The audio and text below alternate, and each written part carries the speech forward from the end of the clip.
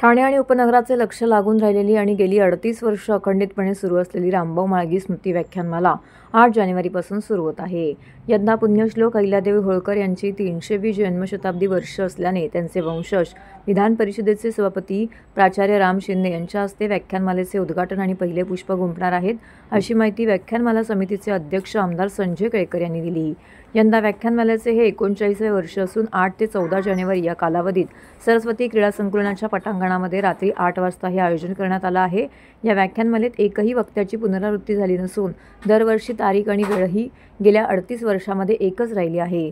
असं वैशिष्ट्य असलेल्या या व्याख्यानमालेला ठाणेकरांनी नेहमीच मोठ्या संख्येने उपस्थित राहून प्रतिसाद दिल्याची माहिती पत्रकार परिषदेमध्ये देण्यात आली. यंदा पुण्यश्लोक अहिल्यादेवी होळकर यांची 300वी जन्मशताब्दी वर्ष असल्याने त्यांचे वंशज तथा विधान परिषदेचे सभापती राम शिंदे यांच्या हस्ते 8 जानेवारी रोजी व्याख्यानमालेचे उद्घाटन होणार असून पहिले पुष्पही ते गुंफणार आहे.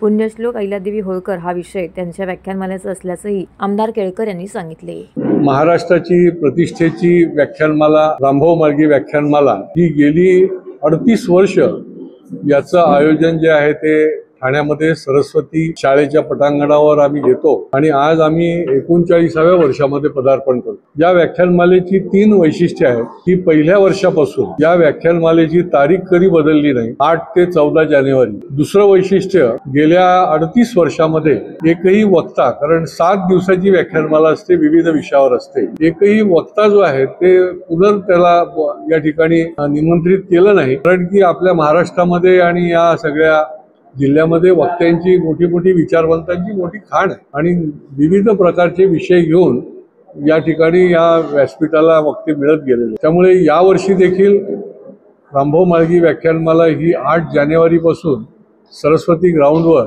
रोज रात्री 8:15 वाजता सुरू होणार आहे.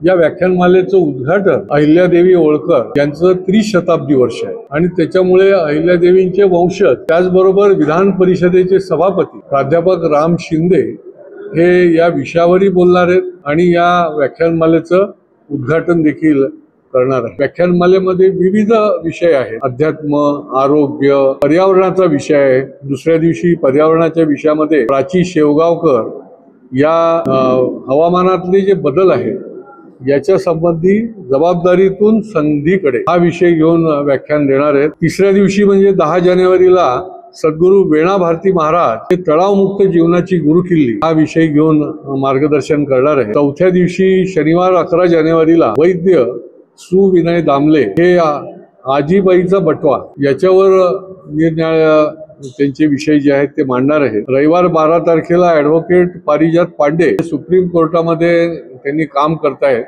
आणि वक्फ बोर्डाचा विषय जो आहे तो सतत गाजतोय. हा विषय कायदा वक्फ बोर्डाचा हा विषय लोकांना त्याचं प्रबोधन करणार आहेत. सोमवार 13 जानेवारीला सारंग दर्शने हे पत्रकार आणि मोठे लेखक आहेत, त्यांना अटलजींच्या देखील हे जन्मशताब्दी वर्ष आहे आणि अटलजी हे एक युगपुरुषच म्हणून अष्टपैलू व्यक्तिमत्व असलेले ते भारतरत्न होते. त्यांचा अटलजींचा वसा आणि वारसा या विषयावर ते आपल्याला व्याख्यान देणार आहे. शेवटच्या दिवशी प्रकट मुलाखतीचा कार्यक्रम ठेवलाय की ज्याच्यामध्ये सुप्रसिद्ध अशा शास्त्रीय गायिका आरती अंकलीकर टिकेकर यांची मुलाखत जी आहे ती माधुरी तांबणे या घेणार आहेत.